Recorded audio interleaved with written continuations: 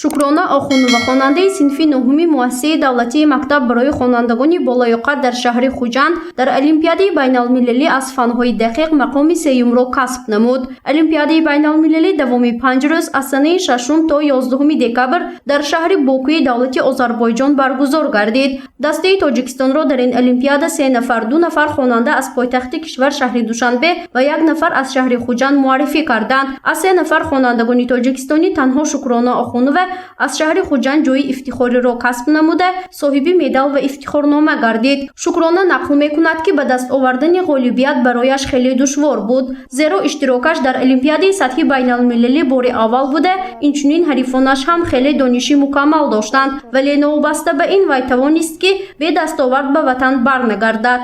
рафти олимпиада 7 декабр худи олимпиада баргузор гардида зиёда аз 10 масъала буданд. 4 то аз фани математика, 3 то физика ва 3 то химия.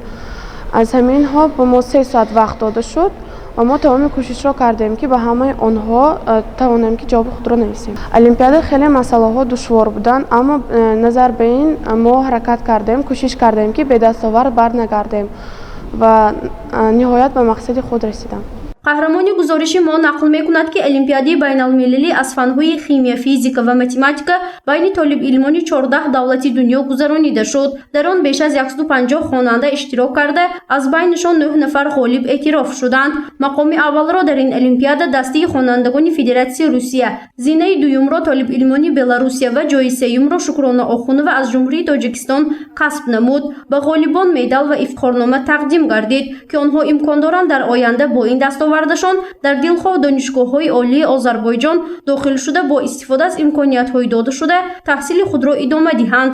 Шукрона Охунова низ аз доштани чунин имконият хушҳол аст, зеро мехоҳад дар оянда таҳсили худро дар шаҳри Боку идома диҳад.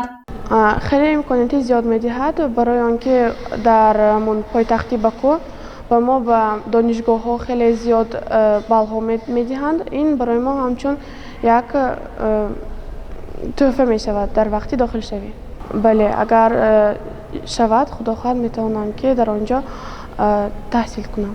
Давоми 11 моҳи соли ҷорӣ 5 нафар хонандагони муассисаи давлатии мактаб барои хонандагони болоёқад дар шаҳри Хуҷанд дар олимпиадаҳои сатҳи байналмилалӣ иштирок намуда сазовори ҷойҳои намоён гардиданд. Аз онҳо 4 нафар хонандагони синфҳои ибтидоӣ ва 1 нафар хонандаи синфи болоӣ мебошад. Соли ҷорӣ 10 нафар толибилмони ин муассиса дар озмунҳои сатҳи ҷумҳуриявӣ низ иштирок намуда ҷои ифтихориро касб карданд. муовини директор оид ба таълим Мусабе Негматова мегӯяд, соли ҷорӣ иштироки хонандагон дар озмуни олимпиадаҳои ҷумҳуриявӣ ва байналмилалӣ бештар аз фанҳои дақиқ ба роҳ монда шуд. ин иқдом ба хотири эълон шудани 20-солаи омӯзиши фанҳои дақиқ рӯи даст гирифта шудааст. омӯзгорони муассиса ҳам аз ҳамин ҳисоб бештар диққати хонандагонро ба омӯзиши фанҳои дақиқ ҷалб кардаанд. با تشبث پرزیدنت جمهوری تاجیکستان محترم امامعلی رحمان سالهای 2020-2040 20 ساله فنهای دقیق اعلان کرده شده است. البته مؤسسه ما این اقدام را با خرسندی پیشواز گرفته است.